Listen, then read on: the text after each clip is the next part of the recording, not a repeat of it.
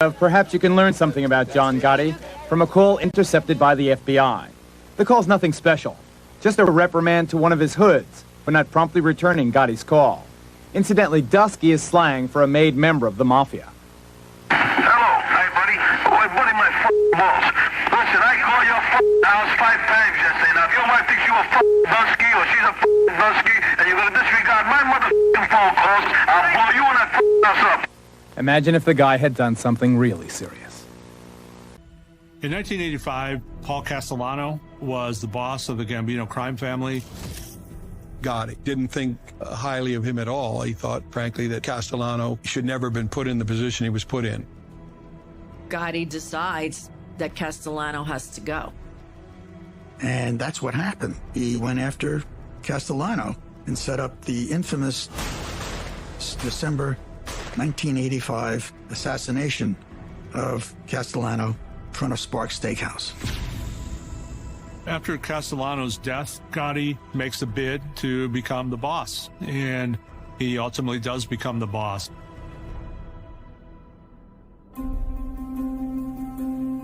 Once Jhon Gotti becomes the head of the Gambino crime family, what emerges is a very unprecedented and very public head of the mob family. Elevation to stardom in the mafia was a sea change for Jhon Gotti. Before he became boss, he was known as sort of a casual dresser. Often seen walking around in jackets, one of which was for the Oakland Raiders. And suddenly, overnight, his whole attire changed. He started wearing hand-painted ties, believe it or not, monogrammed socks. He would show up in these, $1,000 Armani suits. He would be Dapper John. He got his hair done every day, got a shave. He switched his whole lifestyle from being a Queen's hood to being this sort of boss of bosses type character.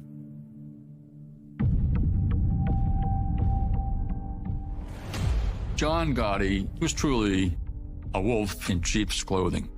The Jhon Gotti that I knew was a common criminal, and crime took no holiday when it was in John's hands.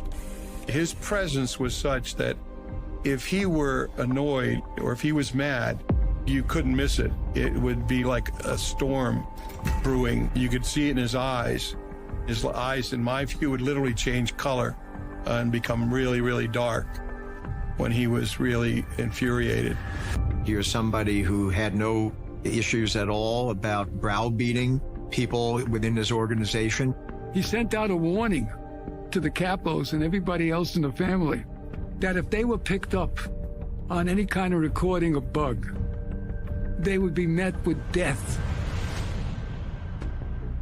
These guys are dangerous people. Killing is in their fabric. They're able to turn on people on a dime. If they feel threatened in any way, their reaction to it is, that guy's got to go, period. And he goes. And it's your friend who's doing it. So there's a different level of ruthlessness behind that. And Jhon Gotti was the epitome of that. If you crossed Jhon Gotti, you were probably going to be dead within 24 hours. It was part of his whole homicidal character. He didn't care what the consequences were.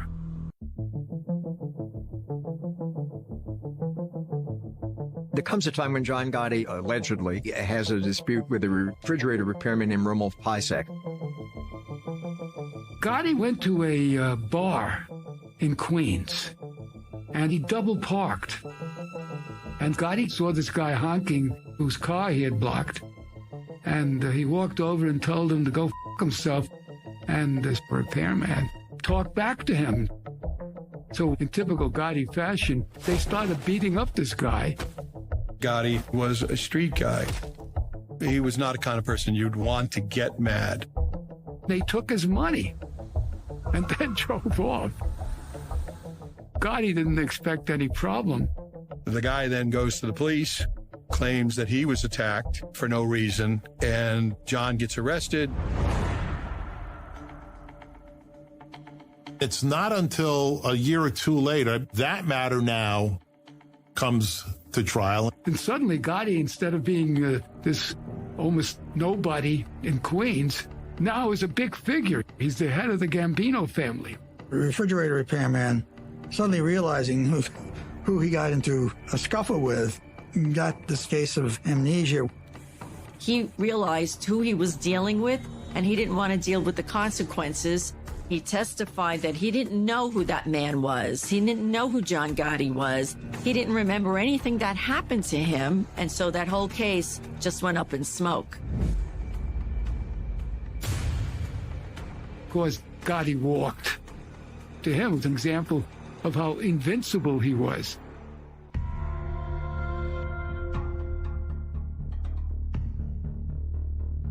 John Gotti was in Brooklyn federal court on Monday. Gotti and 6 co-defendants were charged under the RICO Act, which stands for Racketeer Influenced Corrupt Organization. He's indicted in the early 80s. It's street-level criminal activity. It's a loan sharking case. It's gambling. It's some hijackings. It's been lingering for a while. So in 86, when that case finally comes to trial, this is another shot that takes him off the street. John Gotti had been free on $1 million bail pending trial. Officials said they confiscated several cigars and locked Gotti up. The alleged godfather is a man with considerable charisma, but prosecutors hope to put that charisma behind bars for the next 40 years. The prosecutors were not particularly experienced, but they were optimistic that they could somehow pull this off. This case went on and on. It went on for months. We would ask him, how's it going in the trial? And he would say, oh, we're going to win this case, no problem. None of the people on trial looked nervous, even though they could have faced 40 years in prison if convicted.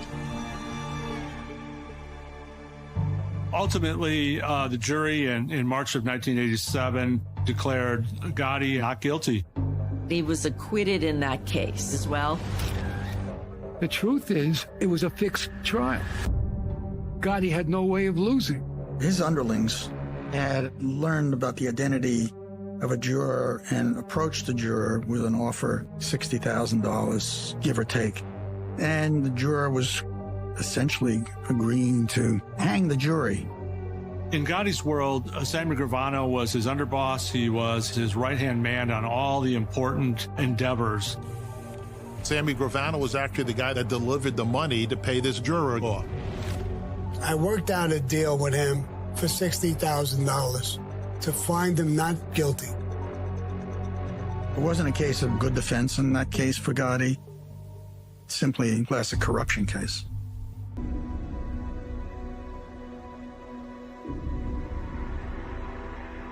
Louis DeBono was a associate of the crime family. DeBono was in construction, helped build the World Trade Center. All of a sudden, he disappeared. He was missing for a few days. Nobody could find him. We had actually gotten informant information that indicated, they said, hey, Louis DeBono's dead. He was left in a very public place. You should be able to find the body. The irony of Louis DeBono's death was here he was in construction, built the World Trade Center, and his body was found in the parking lot of the World Trade Center. DeBono was laying dead in his car for 2 days in the parking lot. Somebody that thought this guy was asleep knocked on the window and realized he was dead. He'd been just sitting there for 2 days. Nobody had noticed. Gotti used DeBono actually as an example. He would teach lessons, and if anybody was disloyal or anybody wasn't listening to John Gotti, there were fatal consequences. Gotti at one point wanted to talk with him. DeBono wouldn't meet with him or wouldn't answer his telephones. DeBono didn't want to do what Gotti was telling him to do. And for that reason, for not coming when Gotti wanted him to come, Gotti decided that he had to go. DeBono was going to his car, and an assassination team followed him, cased it out, shot him dead in the car, and got out of there. Was John Gotti an evil, vicious person? Absolutely he was.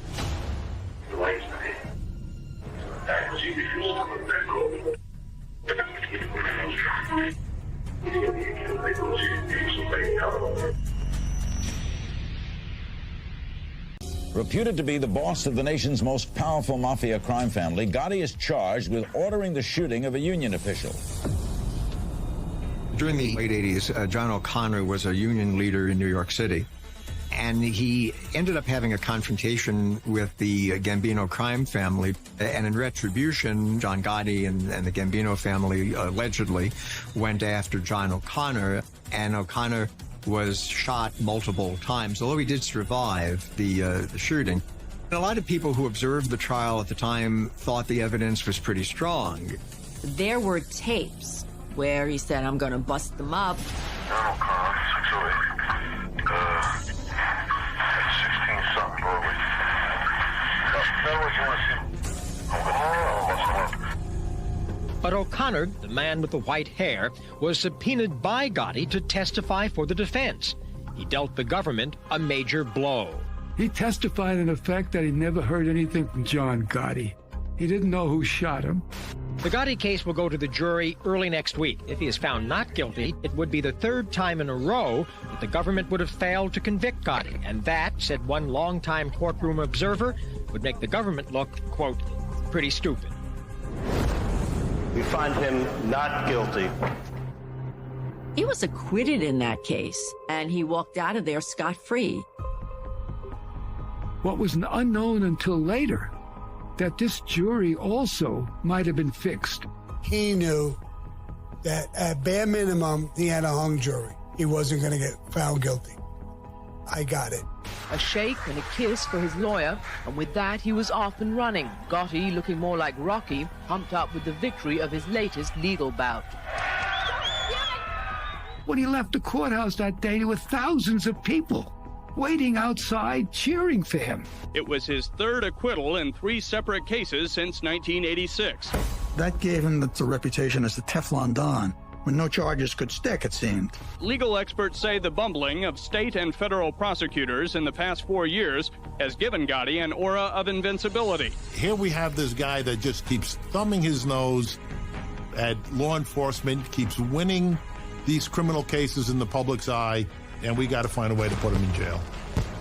The feds were getting pretty frustrated and really wanted to take this guy down. Subsequent to that, the FBI made Gotti a priority. The way things have been going, though, no one's betting on who gets the last laugh.